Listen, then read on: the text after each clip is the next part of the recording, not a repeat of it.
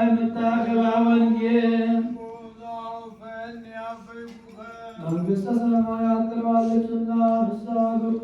ባርክ ዘወንጌለ ማቴዎስ ሊቀዋ ያከስባይ ምድር እስከ አርያም ለዓለም ዓለም። የማቴዎስ ወንጌል ምዕራፍ 24 ቁጥር 1 እስከ 36። ኢየሱስም ከመቅደስ ወጥቶ ደቀ መዛሙርቱ የመቅደሱን ግንቦች ሊያሳዩት ቀረቡ። እርሱ ግን መልሶ ይህን ሁሉ ታያላችሁን? እውነት እላችኋለሁ ድንጋይ በድንጋይ ላይ ሳይፈርስ በዚህ አይቀርም አላቸው። እርሱም በደብረ ዘይት ተቀምጦ ሳለ ደቀ መዛሙርቱ ለብቻቸው ወደ እርሱ ቀርበው ንገረን፣ ይህ መቼ ይሆናል? የመምጣትህና የዓለም መጨረሻ ምልክቱ ምንድን ነው? አሉት። ኢየሱስም መልሶ እንዲህ አላቸው፣ ማንም እንዳያስታችሁ ተጠንቀቁ። ብዙዎች እኔ ክርስቶስ ነኝ እያሉ በስሜ ይመጣሉና ብዙዎችንም ያስታሉ። የጦርንም ወሬ ትሰሙ ዘንድ አላችሁ።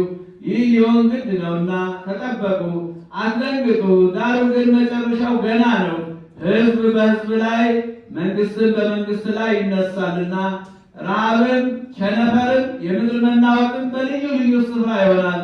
እነዚህ ሁሉ የምድር ጣር መጀመሪያ ናቸው። በዛን ጊዜ ለመከራ አሳልፈው ይሰጧችኋል፣ ይገላችሁማል። ስለ ስሜም በአሕዛብ ሁሉ የተጠላችሁ ትሆናላችሁ። በዛን ጊዜ ብዙዎች ይሰናከላሉ፣ እርስ በርሳቸው አሳልፈው ይሰጣጣሉ፣ እርስ በርሳቸው ይጣላሉ። ብዙ ሐሰተኞች ነቢያትም ይነሳሉ፣ ብዙዎችንም ያስታሉ። ከዓመፃ ብዛት የተነሳ የብዙ ሰዎች ፍቅር ትቀዘቅዛለች። እስከ መጨረሻ የሚጸና ግን እሱ ይድናል። ለአሕዛብ ሁሉ ምስክር እንዲሆን ይህ የመንግሥት ወንጌል በዓለሙ ሁሉ ይሰበካል። በዚያን ጊዜ መጨረሻው ይመጣል። እንግዲህ በነቢዩ በዳንኤል የተባለውን የጥፋትን ርኩሰት በተቀደሰችው ስፍራ ቆሞ ስታዩ አንባቢው ያስተውል። በዚያን ጊዜ በይሁዳ ያሉት ወደ ተራሮች ይሽሹ። በሰገነትም ያለ በቤቱ ያለውን ሊወስድ አይውረድ። በእርሻ ያለ ልብሱን ይወስድ ዘንድ ወደኋላ አይመለስ። በዛች ወራት ለርጉዞችና ለሚያጠቡ ወዮላቸው። ነገር ግን ሽሽታችሁ በክረምትና በሰንበትና በክረምት እንዳይሆን ጸልዩ። በዛን ጊዜ ከዓለም መጀመሪያ ጀምሮ እስከ ዛሬ ድረስ ያልሆነ እንግዲህም ከቶ የማይሆን ታላቅ መከራ ይሆናልና እነዚያ ቀኖችስ ባያጥሩ ሥጋ የለበሰ ሁሉ ባልዳነ ነበር። ነገር ግን እነዚያ ቀኖች ስለተመረጡት ሰዎች ያጥራሉ። በዛን ጊዜ ማንም እነሆ ክርስቶስ ከዚህ አለ ወይም ከዚያ አለ ቢላችሁ አትመኑ። ሐሰተኞች ክርስቶሶችና ሐሰተኞች ነቢያት ይነሳሉና ቢቻላቸውስ የተመረጡትን እንኳን እስኪያስቱ ድረስ ታላላቅ ምልክትና ድንቅ ያሳያሉ።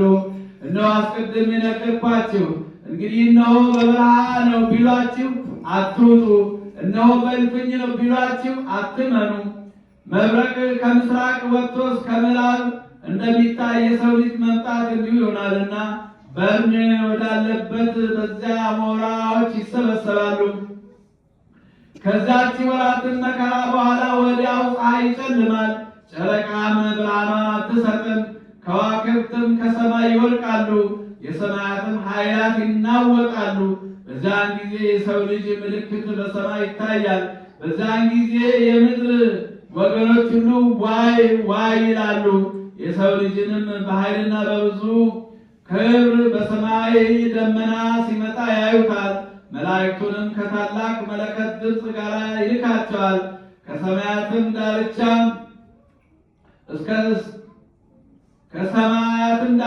እስከ ዳርቻው ከአራቱ ነፋሳት ለእነሱ የተመረጡትን ይሰበስባሉ። ምሳሌውን ከበለስ ተማሩ።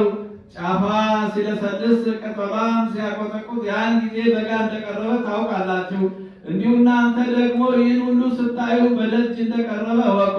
እውነት እላችኋለሁ ይህ ሁሉ እስኪሆን ድረስ ይህ ትውልድ አያልፍም። ሰማይና ምድር ያልፋል፣ ቃሌ ግን አያልፍም አለ ጌታ ለደቀ መዛሙርቱ።